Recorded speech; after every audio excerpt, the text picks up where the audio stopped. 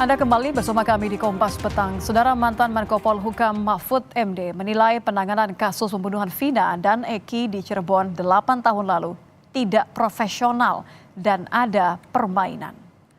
Mantan Menko Polhukam Mahfud MD menyoroti penyidik polisi yang menghilangkan 2 buron dalam daftar pencarian orang. Padahal DPO ini sudah masuk dalam dakwaan jaksa hingga putusan hakim di pengadilan. Mahfud MD menilai ada permainan sehingga proses hukum dalam kasus ini tidak dilakukan secara profesional oleh polisi. Ada permainan untuk melindungi seseorang atau mendapat bayaran dari seseorang untuk mengaburkan kasus, itu sudah sebenarnya sebuah permainan yang jahat. Nah, saya cenderung ini lebih dari unprofesional. Ya, ada permainan. Yang 2 orang yang buron ini kok sekarang dibilang dulu salah sebut. Mana ada orang sudah nyelidiki lama kok salah sebut ketika sebegitu profesional harusnya tiba-tiba alasannya gitu, salah sebut. Salah sebut. Sehingga lalu dianggap tidak ada tuh, hanya satu, hanya Peggy itu pun diragukan. Ini tingkat polisinya nih tidak benar. Bukan soal ini kejahatan. Wakil Ketua Komisi 3 DPR Habibur Rahman menanggapi pernyataan Mahfud soal penanganan kasus pembunuhan Vina Eki yang dinilai tidak ditangani secara profesional. Habib menegaskan kasus hukum tidak boleh ditangani berdasarkan asumsi. Jika ditemukan bukti baru, Habib merekomendasikan untuk melakukan upaya hukum melalui peninjauan kembali. Kalau toh memang ada perkembangan, ada bukti-bukti baru, kan ada namanya peninjauan kembali.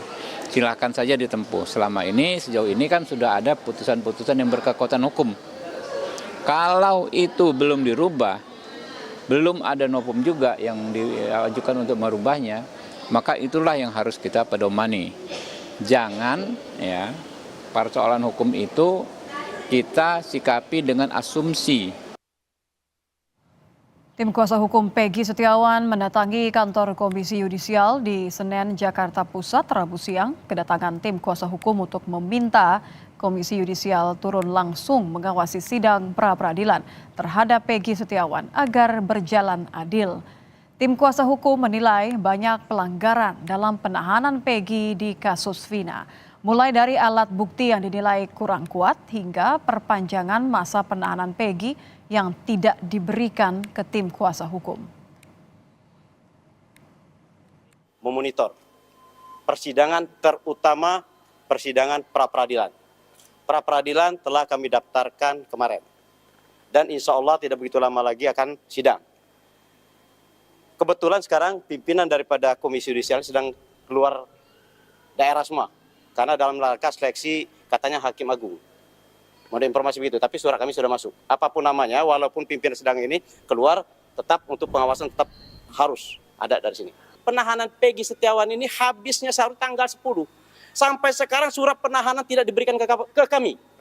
Perpanjangan penahanan tidak diberikan ke kami. Mantan Menko Polhukam Mahfud MD menilai penanganan kasus Vina tidak profesional, ada permainan untuk melindungi seseorang. Lantas bagaimana penanganan proses hukum saat ini sudah berjalan sesuai dengan prosedur? Kita akan bahas bersama kuasa hukum Peggy Setiawan, Tony RM, dan pengamat kepolisian ISES Bambang Rukminto. Selamat petang Bapak-bapak, Pak Tony, Pak Bambang. Selamat petang, Mbak Lydia. Selamat petang. Saya ingin ke Pak Tony terlebih dahulu. Pak, klien Anda, Peggy, diperiksa lagi hari ini. Apa yang didalami polisi kali ini? Ya, hari ini ada informasi mendadak dari Kanit yang menangani perkara ini, yaitu ada pemeriksaan tambahan katanya. Sehingga tim kami, tim penasihat hukum Peggy Setiawan, langsung dari Cirebon ya datang ke Polda Jawa Barat, Bandung untuk mendampingi pemeriksaan. Dan mulai 2:30 itu sudah dilakukan pemeriksaan sampai sekarang masih berlangsung. Apa yang digali kalau begitu? Pemeriksaan tambahan. Apa yang berusaha digali, Pak Tony, kali ini apa yang berbeda? Ya, informasi yang saya dapat dari tim yang mendampingi pemeriksaan, ya karena saya tidak mendampingi, tadi baru saja saya telepon, ini seputar akun medsos atau akun Facebooknya Peggy Setiawan. Ada dua kemungkinan karena begini, yang namanya penyidik dalam melakukan pemeriksaan terhadap tersangka pasti mencari alat bukti atau barang bukti sekuat mungkin agar dalilnya bahwa Peggy Setiawan melakukan tindak pidana itu. Anda maksudnya didukung bagian dengan dari pencarian alat bukti? Iya, pasti. Walaupun di media sosial itu pasti tujuannya adalah mencari ya, kelemahan, pasti. Akan tetapi ya, kami juga meminta kepada penyidik yang harus fair. Artinya ya, yang dilihat, yang diamati di media sosial yang menyatakan atau yang menunjukkan bahwa Peggy Setiawan dalam kurun waktu dari mulai bulan April, Mei ya sampai terus terjadinya peristiwa pidana ada di Bandung, itu juga harusnya dituangkan juga dalam berita acara pemeriksaan sehingga fair, kan begitu. Oke, ini menarik, saya ingin ke Pak Bambang. Pak Bambang, kalau bicara mengenai bukti, ada banyak pihak kemudian mempertanyakan ini seakan-akan penetapan tersangka Peggy Setiawan seakan minim bukti, padahal kan ini merupakan fondasi yang satu-satunya fondasi yang kemudian sangat kuat begitu. Anda melihat bagaimana penanganan sejauh ini, penetapan tersangka Peggy yang banyak ditanyakan, nampaknya tidak harus dipertanyakan begitu penetapannya? Ya, memang sangat janggal sekali ya. Peggy Setiawan ini sudah ditetapkan tersangka itu 8 tahun yang lalu. Artinya kepolisian dalam menetapkan seseorang menjadi tersangka itu sudah memiliki alat bukti yang cukup. Bukan alat bukti yang cukup, 2 alat bukti yang cukup, tentunya kesaksian dan alat bukti yang lain gitu loh. Ketika kesaksian 8 orang itu dicabut, akhirnya kan konstruksi itu berubah semua. 3 orang termasuk Peggy ini tidak dikejar gitu. Makanya kalau sekarang Peggy ini ditangkap dan polisi meyakini bahwa sudah memiliki alat bukti yang cukup, seharusnya kembali ke 8 tahun yang lalu. Bukti-bukti itulah yang seharusnya dibuat untuk melakukan pemberkasan terkait dengan pentersangkaan Peggy, sehingga kepolisian bisa menyampaikannya langsung kepada kejaksaan. Terkait dengan pemeriksaan ulang, ini hanya sekedar tambahan-tambahan saja. Jadi kalau, maaf saya potong, Pak Bambang, jadi kalau ketika Prof Mahfud mempertanyakan apakah Peggy benar pelaku atau jangan-jangan cuma kambing hitam, tanggapan Anda? Ya ini sangat kesannya sangat dipaksakan sekali untuk Peggy, untuk memasukkan Peggy sebagai tersangka dan membawa Peggy ini ke pengadilan. Oke lah, kita mengikuti alur berpikir kepolisian gitu loh. Kalau kepolisian konsisten dengan itu, berkas 8 tahun yang lalu sudah cukup tentunya. Itu saja yang diserahkan kepada kejaksaan, bukan melakukan pemeriksaan ulang gitu. Tadi juga sempat disampaikan bahwa Peggy ini juga akan dites melalui lie detector misalnya. Ini juga tidak memberikan dampak apa-apa selain hanya sekedar menjadi alat intimidasi pada Peggy. Ini akan mengulang kesalahan-kesalahan lagi. Makanya jangan dipaksa-paksakan lah kalau untuk menetapkan seseorang itu menjadi tersangka. Gitu. Makanya kalau kemudian Profesor Mahfud tadi menyampaikan bahwa ini untuk mengaburkan pelaku yang lain, itu bisa mungkin terjadi. Gitu. Makanya kepolisian memaksakan kehendak dengan menetapkan 11 orang tersangka itu. Ingin kembali ke Pak Tony, pendapat dari seorang mantan Menko Polhukam begitu keras menyebut bahwa ada permainan seakan melindungi seseorang dan klien Anda ini bukan pelaku sebenarnya, hanya kambing hitam.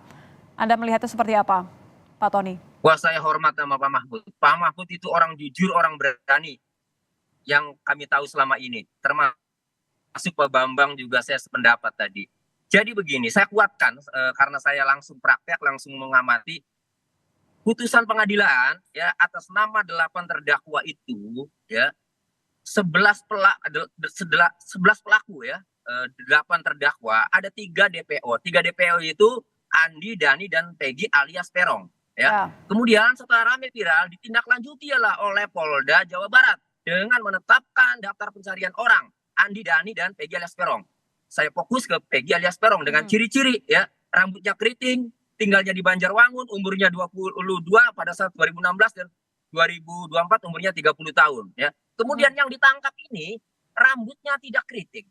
Ya. Oke, jadi ciri-cirinya memang jauh dari klien Anda ya? Beda, tinggalnya di Kebongbongan, bukan di Banjarwangun. Artinya ini beda Peggy alias Peron yang ditetapkan DPO oleh Polda dengan yang ditangkap. Masa si Polda ya menetapkan seseorang menjadi DPO, masa asal-asalan ciri-cirinya jangan jadi penyidik lagi ya, karena dibayar oleh negara itu kalau asal-asalan. Kan gitu. Nah, jadi udah jelas ini Bu Peggy Setiawan bukanlah Peggy alias Peron. Oke. Jadi ini salah tangkap ini ya. Tim Anda Ditambah mengupayakan lagi banyak langkah, Pak Tony. Satunya adalah meminta penyidik memberikan BAP, kemudian juga penangguhan penahanan, dan juga pra-peradilan. Sejauh ini berarti dari semua langkah yang coba Anda lihat, bagaimana respon dari kepolisian? Ya, penangguhan penahanan tentu karena penyidik ini ngotot bahwa Peggy Setiawan, ya klien kami adalah pelaku, sehingga sampai saat ini juga belum direspon untuk penangguhan penahanan. Untuk pra-peradilan tentu karena penyidik suruh transparan saja alat bukti apa yang dimiliki sehingga klien kami ditetapkan sebagai tersangka. Petunjuk apa karena DPO-nya Peggy alias Peron dalam putusan, yang ditangkap Peggy Setiawan, apa petunjuknya sehingga klien kami ditetapkan sebagai tersangka. Kami ingin tahu karena tidak diberitahu, maka kami gugat ke pra-peradilan. Itu.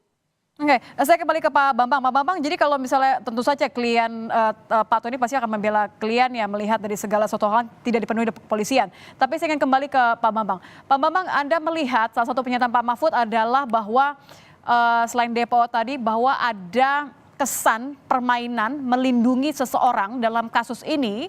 Apa yang seharusnya menjadi fokus? Apalagi kan ada desakan untuk kemudian tim pencari fakta di sini. Saya setuju ya terkait dengan upaya membentuk tim pencari fakta. Karena kasus ini sudah 8 tahun, tentu TKP juga sudah sangat berubah, kemudian daya ingat saksi-saksi juga tentu akan bias. Makanya tim pencari fakta ini penting untuk meluruskan dan menjaga citra kepolisian, karena dalam kasus ini citra kepolisian jelas habis gitu loh, tersiok-siok lagi sama seperti kasus Sambo kemarin gitu. Makanya tim pencari fakta ini harus benar-benar bisa bekerja secara independen. Kalau hanya sekedar mengedepankan peran penyidik dari kepolisian saja, kalau sampai sekarang masih berputar-putar tidak jelas, olah TKP, gelar perkara yang bolak-balik yang tidak jelas itu, maka asumsi masyarakat akan semakin berkembang, dan netizen kita ini sangat pintar sekali, makanya penyelidikan netizen ini juga harus direspon positif oleh kepolisian gitu, seperti itu. Baik, terima kasih Pak Bambang, pengamat kepolisian DISES, dan juga Pak Tony RM, kuasa hukum dari Peggy Setiawan. Terima kasih Bapak-Bapak, selamat petang. Selamat petang.